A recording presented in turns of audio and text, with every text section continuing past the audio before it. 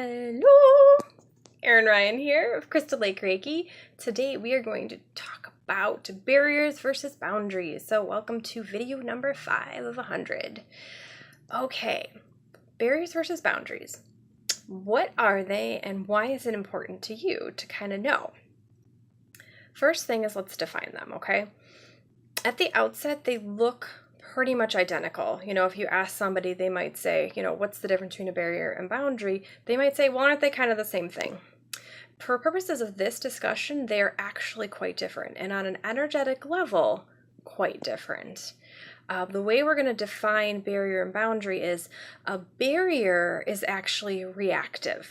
It is a reaction to a different energy.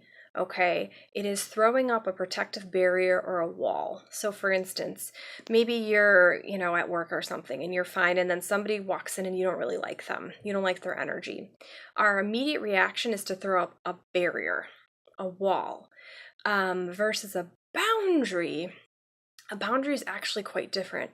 A boundary is empowering. Okay, a boundary is about communion with self. It is proactive. It is, this is good for me. This is not good for me. This works for me. This doesn't work for me. So it's about that connection and awareness with self. So when you set a boundary, it's the opposite of a barrier.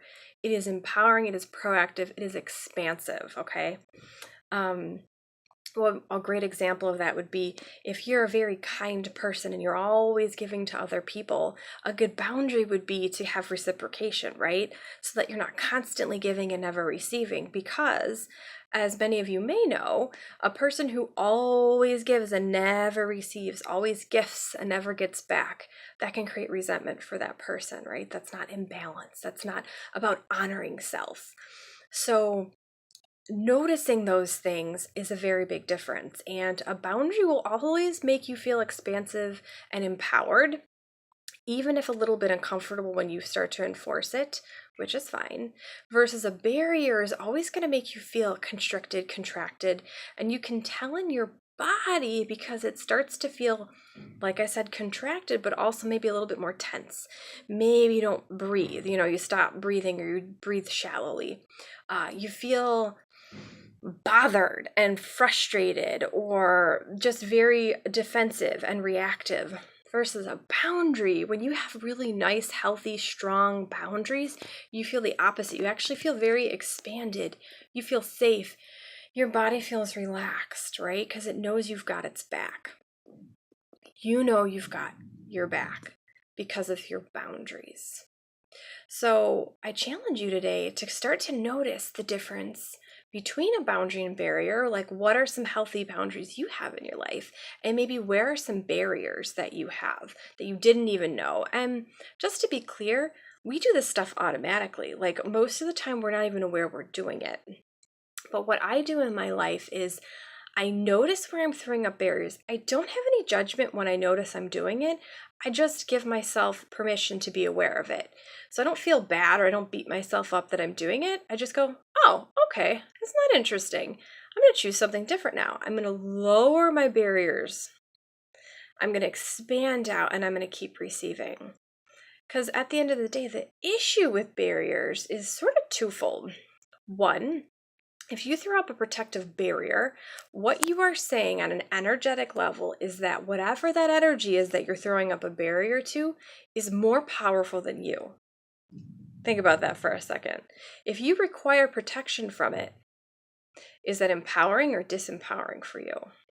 So by pushing the barrier down, you are then acknowledging that you are more powerful than that energy. Okay? Does that make sense? And then secondly, I want you to acknowledge that when you do throw up barriers, it does the exact opposite of what you are choosing it for. We put up barriers to protect us, but in fact, all it does is actually lock in the energy we're trying to protect ourselves from, which is why it feels uncomfortable in that way, which is why it feels constrictive, which is why that person walking into the room and you just suddenly go, and you become kind of crabby or whatever that looks like for you. So just notice it, and the next time you do, go ahead and say to yourself, okay, I notice it, I just threw up a barrier, I stopped receiving, I'm going to acknowledge that, not judge it. And then I'm going to push down my barriers. And then see what happens. In the next video, number 6, I'm actually going to walk you guys through a really potent and powerful exercise that I use on at least a daily basis, which has helped me to start receiving more, to lower the barriers, and just receive more of me, have more ease. So thank you so much for watching. If you have any thoughts on barriers versus boundaries, let me know in the comments. That would be wonderful.